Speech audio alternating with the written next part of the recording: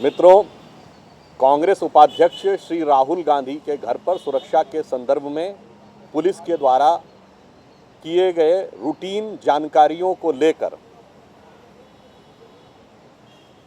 Delhi police commissioner ने तकनीकी बिंदुओं पर स्थिति स्पष्ट कर दी है कि इस प्रकार की जानकारी तमाम गणमान्य व्यक्तियों के संदर्भ में ली जाती रही है और इसी समय में श्री लाल कृष्ण आडवाणी, वीरप्पा मोइली जी, नरेश अग्रवाल जी और चंद्रशेखर राव जी इत्यादि लोगों की इसी लॉट पर ये जानकारियां ली गई थीं। अतः यह एक सामान्य स्वाभाविक प्रक्रिया है जो वर्षानुवर्ष से निरंतर चली आ रही है। इसको यदि कांग्रेस पार्टी राजनीतिक मुद्दा बनाना चाहती है, एक बात मैं और स्पष्ट कर दूं कि जिस प्रोफार्मा की वो बात कर रहे हैं उसी प्रोफार्मा पर जानकारी प्रधानमंत्री के कार्यालय ने प्रधानमंत्री के संदर्भ में, गृह मंत्री के कार्यालय ने गृह मंत्री के संदर्भ में और हमारे पार्टी अध्यक्ष श्री अमित शाह जी की भी जानकारी उसी पैटर्न और प्रोफार्मा पर दी गई है।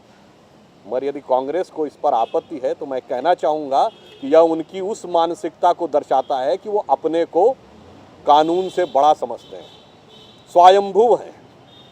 इस कारण से वो अपने को कानून से बड़ा समझने के कारण कानून की सामान्य प्रक्रियाओं से परे मानते हैं। दूसरी बात, उन्होंने जासूसी का जो विषय उठाकर इसमें अकारण राजनीति डालने का प्रयास किया है तो मैं कहना चाहूँगा कि उनकी मनोवृत्ति इसी प्रकार की है, इसलिए उन्हें ऐसा नज़र आता है। याद दिलाना चाहूँगा, पिछली सरकार में स्वयं आज के महामहिम राष्ट्रपति और तत्कालीन वित्त मंत्री श्री प्रणब मुखर्जी जी के ऑफिस में जासूसी की बात आई थी, समाचार पत्रों में आया था, जिसका कोई बहुत संतोषजनक स्पष्टीकरण उस सरकार ने नहीं दिया था। याद करिए 1991 में चंद्रशेखर की सरकार, कांग्रेस ने इसी प्रकार के बहुत छोटे से मुद्दे के ऊपर गिराई थी। तो इस तरह के मुद्दों पर राजनीति करना इनका चरित्र है।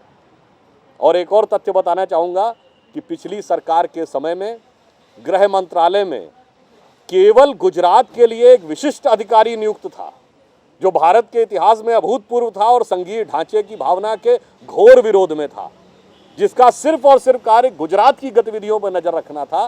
तो इनकी जैसी प्रवृत्ति है, ये वैसी ही प्रवृत्ति की राजनीति करते रहना चाहते हैं। राजनीतिक पक्ष में कहूँगा यह एक विडंबना है कि चुनाव के पूर्व से लेकर आज तक कांग्रेस और राहुल गांधी जी नकारात्मक कारणों से ही मीडिया में अपना स्थान बना पाते हैं।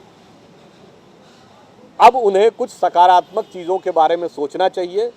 ये साफ दर्शाता है कि तथ्य नहीं है और मुद्दे नहीं हैं, अथवा वो हार के आघात से अभी तक विक्षिप्त हैं। और अंत में एक बात कहेंगे कि श्री राहुल गांधी जी कहाँ हैं, इसको हमने कभी मुद्दा नहीं बनाया। वो जहाँ कहीं भी हैं वो ज्ञान प्राप्त कर रहे हैं और पूर्ण बुद्धत्व को प्राप्त करने के बाद जब उनका आविर्भाव होगा तब वो कांग्रेस को अपना जो भी दिशा निर्देश देंगे वह कांग्रेसियों के लिए अनुकरणीय होगा। मगर आज यथार्थ ये है कि वो देश के अति विशिष्ट गणमान्य व्यक्तियों में से एक हैं। न देश को पता है वो कहाँ है, वो सांसद हैं, न संसद को पता है वो कहाँ हैं, वो जिस पार्टी के उपाध्यक्ष हैं न उस पार्टी को पता है कहाँ है और न उनका परिवार कोई बयान दे रहा है कि वो कहाँ है। मगर ऐसा लगता है कि वो उस निराकार ब्रह्म की तरह हो गए जो हर कांग्रेसी के हृदय में तो दिखाई पड़ रहा है पर साकार रूप में कहीं दिख नहीं रहा है। राहुल गांधी के चले जाने से ऐसा लगता है जैसे कांग्रेसियों की मानसिक स्थिति विक्षिप्त हो गई है। जैसा आप लोगों ने सुना होगा कि जब भगवान कृष्ण चले गए थे तो गोपियां विक्षिप्त हो गई थी, वो सोच नहीं पाती थी क्या बोलना है और क्या नहीं बोलना है। जब वो परदेश चले गए थे तो सूरदास का वही पद कोट करूंगा जो मुझे आज कांग्रेस की मना स्थिति पे लग रहा है कि कहत कद परदेसी की बात, मंदिर अरद अवधि बधि हमको हरिहार चली जात, मग पंचक लय गयो सावरो तासो अति अकुलात। इसका अर्थ ये है किस परदेसी की बात कह रहे हो, कुछ दिन के लिए कह के गया था, पता नहीं कितने दिन निकल गए हैं और उस कारण से हमारा चित्त बड़ा व्याकुल हो रहा है। तो हम समझ नहीं पा रहे हैं कि क्या बोलें और क्या करें। वही मना स्थिति कांग्रेस की नजर आ रही है। धन्यवाद।